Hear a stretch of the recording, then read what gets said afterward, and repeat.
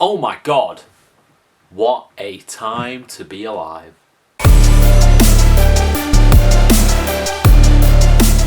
Hello and welcome to FTTR, I am Buyin McQuaid, and today we are talking Full Gear 2021, the last AEW pay-per-view of the year, and my god, did it deliver.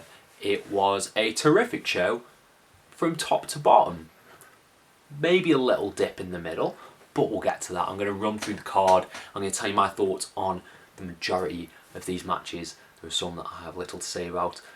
Like this opening one on the buy-in, Hikaru Shida versus Thunder Rosa. No, Hikaru Shida and Thunder Rosa versus Jamie Hayter and Nyla Rose. It is what it is. I've got nothing to say about this. Why wasn't it Hikaru Shida and Serena Deeb? Whatever. It was okay. Then we got into the main show. The main show started off. First of all, the first thing I noticed was that the set looked really cool. The LED flooring, I can't remember if they've done that before, but it just looked really cool. And the backboards as well. I thought it was a unique set that came into play later, and I really enjoyed that. It looked different. It didn't look like the same cut and paste, just dynamite with yellow and some gears here and there. It looked really different, and I appreciated that.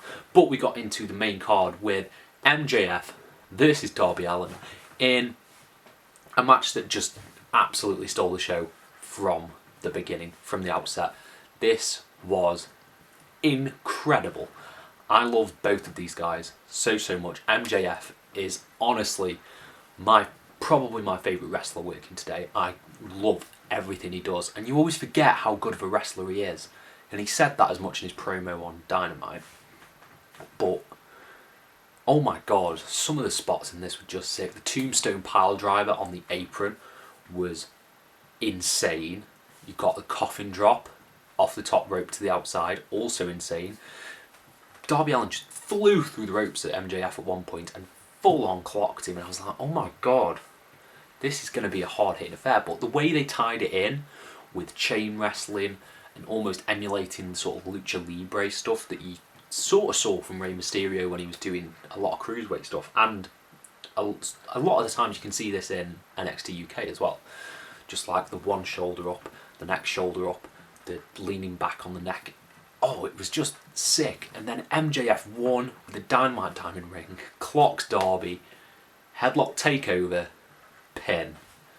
It was beautiful. One of the best finishes of the year. I love this match so much. It was perfect. Next up, we got the Tag Team Championship match between the Lucha Brothers and FTR. This was one of the weaker matches on the show for me. I thought the opening sort of third was a bit hit and miss. I wasn't really feeling a lot of this. It was a bit sort of where are we going. Rey Fenix is just awesome. I'll always get a kick out of Rey Fenix, but it didn't really click. The middle portion I really enjoyed. I think it stepped up a gear in a lot of sort of high spots. A lot of fast-paced motion. I think FTR, me personally coming out of this, I didn't think they got as much as I thought they'd get. Lucha Brothers seem to take a lot of this match, which is good because it makes the champs look sick. But at the same time, would have liked to see a bit more from FTR. And then the closing angle with the masks, where Cash Wheeler slides in with the green masks that he's been wearing on Dynamite when they won the AAA Tag Team Championships. Goes to pin, I believe, Phoenix, puts his foot on the ropes. The ref sort of tells him, no, you got your feet on the ropes, but he wasn't a legal man. And then Phoenix, they double team and they get pin Cash Wheeler, who wasn't the legal man, but he had the mask on. It was strange. It didn't make a lot of sense in the moment. I think it was very, very evident that it wasn't, I nearly said Scott Dawson there, Dax Harwood, under the mask because there was hair poking out. It didn't work as well as I thought it could, but it was an enjoyable enough match. It was good. Solid 3 stars for this one. Next up, we got Bryan Danielson versus Miro in a match that really sort of slowed the pace, which is me. Was I into it? I was into this. I don't think it's Danielson's best match he's had yet. I think it's down the bottom, but it was still really fun. I can watch Miro throw anyone around any time of the day. And when it's Bryan Danielson who's delivering stiff kick after stiff kick after stiff kick, I just can't get enough of it. And I thought the finish was really invented. I absolutely love that Miro's weakness is his neck. I think that's so cool. It's something that's not really been explored. It just reminds me of like a supervillain. You've got this one weakness, you know. And it's just cool that everyone has to go for the neck. So when Danielson hit the top rope DDT, crashed to the floor, and then I thought I was under the assumption that he made him pass out with a guillotine, but I've heard other people say that it was ref stoppage either way. But I like to think he made him pass out with a guillotine and just allow that. But it was a great finish, and I think both men came out looking really cool. And this added a bit of doubt as to whether Hangman would win in the end, because I didn't think they were going to do Hangman Danielson. But that looks like that's what we're getting. So yeah, it was a good match, really enjoyable. Next up we got Christian Cage and Jurassic Express versus the Super Clique of Adam Cole, Bay, and Nick and Matt Jackson, the Young Bucks. This was probably, for me, my third best match of the show. It's tied, but it's close. This was just so fun. There was some great spots in here. When you've got people of the athletic calibre of a Jungle Boy, a Luchasaurus, a Young Bucks, of course they're going to do insane flippy stuff through the table. Jungle Boy leaping over the top rope, Hurricane Rana in Adam Cole through a table. It's like, what is happening right now? And then they spill all the way to the entrance ramp. We get a Panama Sunrise from Adam Cole on the stage, off the stage that we, the scaffold, yes, to, I believe, Jungle Boy. Luchasaurus does an insane shooting star onto everyone from the ramp. And yeah, I didn't think this was going to happen, but Jurassic Express picked up the win. Jungle Boy concertos, I believe it was Matt Jackson, with the assist from Christian, and pins Matt Jackson. I thought this was leading to a Christian Cage heel turn, because it looked like he was about to clock Jungle Boy. But no, we just got Jungle Boy sort of finding it within himself to be as ruthless as the Super Clique are. And yeah, they picked up the win. I thought it was a terrific outing for everyone involved, and easily one of the best matches on the card. Next up, we got Cody Rhodes and Pac versus Andrade and Malachi Black. I don't really know what to say about this. This match, for me, had no right being on this card. I don't think it's been a hot feud. I thought the feud ended when Cody beat Malachi Black, but now they're all sort of just revolving around this thing. It's just not working. It's not working with these guys. You need to move them on. Cody needs to turn soon, because him playing the babyface it's not working. He's getting booed out the building, and it's a detriment to the matches, I think. Because all the fans wanted to do in this was just boo Cody, which, when you've not given him enough substance and enough story, I think, yeah, what's the point? I don't really see the point in this match. I don't see the point in the feud. I don't know what good it's going to do for anyone coming out of this, because Pac picked up the win, who was the person I was least expecting to pin someone. I thought it would either be Black or Cody pinning someone, but no, they spilled to the outside and Pac hit the Black Arrow and nailed Andrade. And so maybe that feud's going to continue, but yeah, this had no right anywhere near the top. It was about 15 minutes. Just cut it off right there and then we'll have, a solid, much more streamlined show. This could have easily main evented next week's Dynamite. End of. Next up, we got Dr. Britt Baker, DMD versus Ty Conti for the AEW Women's Championship. Now, this match sadly died a death in the first act. The crowd were trying very hard to get into this, but it just wasn't happening. They haven't really been given a good story. And yeah, that's an issue with this match that I wrote down while I was watching. Because the video package was class, Like, they brought up Ty Conti's background in judo, I believe. She's like an Olympic caliber athlete. But none of that has played into the story. The only aspect of this story that I can remember is Britt Baker talking about Ty Conti showing her ass to everyone. Like, why didn't they make it about the best women? Who is the best female athlete? Because they've both got legitimate claims. One is, as said, an Olympic level judo athlete. The other one is the AEW Women's Championship. I think there's something to be mined there, and I think Ty Conti's really good in the ring. Her pump kicks are incredible, and Britt Baker's just one of the best female wrestlers in the world. So I don't understand why they didn't build to it. It was strange having such a good video package and then a lack of story. But it was a fine enough match. It went a bit too long. Felt like they hit a moment where the finish was going to end, where the match was going to end, sorry. And then they just kept going. I was like, okay. But yeah, it was serviceable. I think both women deserve a lot more though, especially with that video package. I think that video package was off the chain. And yeah, I really want to see them improve this women's division because it's getting a bit out of hand now. One match on the entire 4-hour show, excluding the buy-in. You know, it's just not acceptable in this day and age. Next up though, what's very acceptable is the second best match of the night. CM Punk versus Eddie Kingston. Oh my god, this was one of the, as my chair squeaks, one of the most intense matches I've seen in a long time. This didn't go 15 minutes, 20 minutes. This went about 10.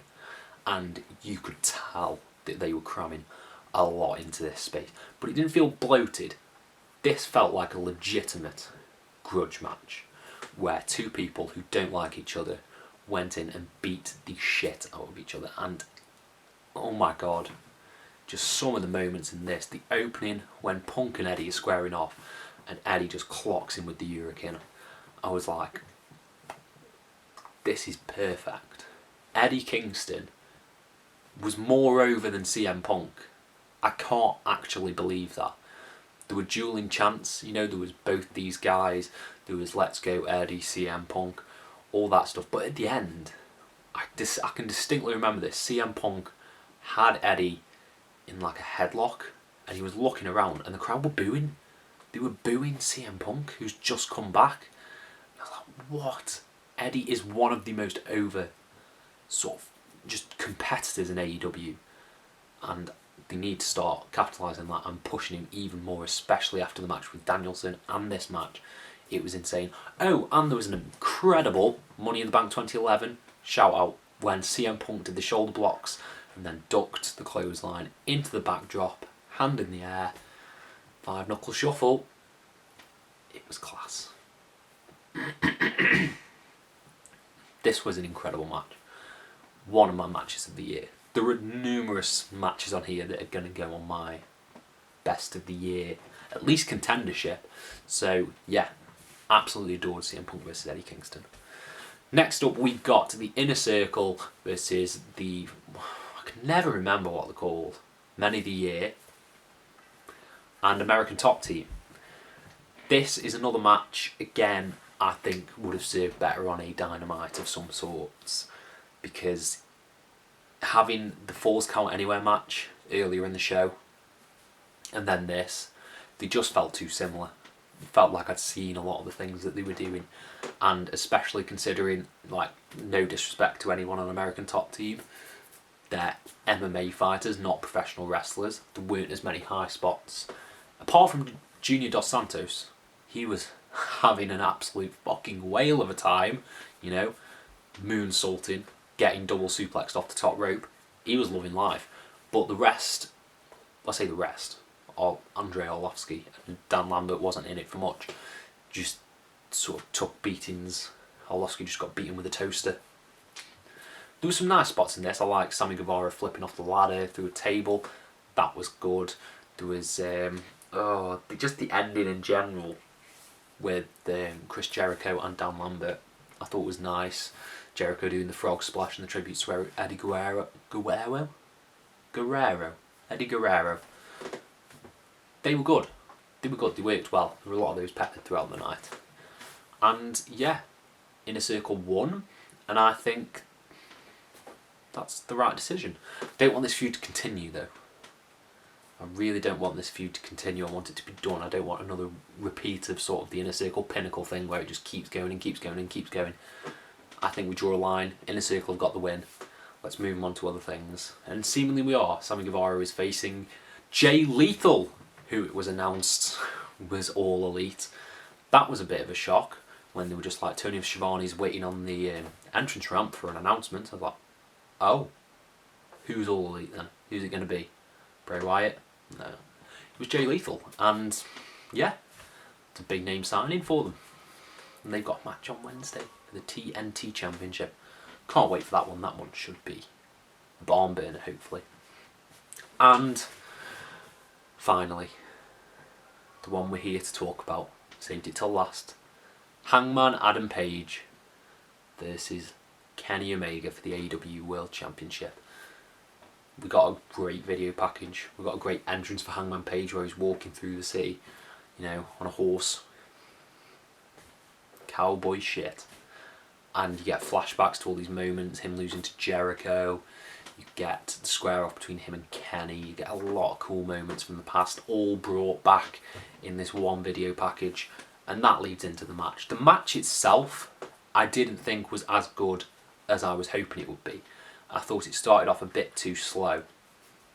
But the last 10 minutes were like edge of my seat stuff. Especially when it was V-trigger, rolling elbow, V-trigger, rolling elbow. And then you got, you know, stealing each other's moves. You got Hangman going to do the V-trigger. You got Hangman hitting the one-winged angel. I was like, oh my god, this is good storytelling. We want Hangman to win so badly. But there was always doubt in my mind that he would win. And I think that's credit to AEW where they've made both guys feel like legitimate contenders. And when then the Young Bucks came down, I was like, they're going to repeat the spot, aren't they? He's going to grab the leg. And they didn't. They subverted my expectations. Instead, the Young Bucks were like, it's your time. Simple look at Matt and Nick Jackson, Hangman, over the ropes, buckshot lariat, pins Kenny Omega in the centre of the ring. It was beautiful. The celebration after was beautiful. It is one of the most euphoric moments I've seen since being a wrestling fan. I absolutely adored the ending and the finish, and I think there was some, throughout this card, there was some terrific finishes. The MJF Darby Allin finish was incredible. I really enjoyed the Christian Cage Jungle Boy finish. I really enjoyed the CM Punk Eddie Kingston finish.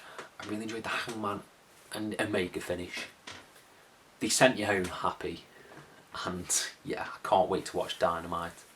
Cannot wait. This is a 4 out of 5 show for me. It was close to being that top tier. It was just sort of that middle section that lost me in the Cody and the Britt Baker Ty Conti matches. But yeah, overall this is a triumph for AEW. Keep on keeping on. Let me know your thoughts on AEW Full Gear down in the comments, and I will try and reply to every single one of you. Thank you all ever so much for your support, and have a nice day.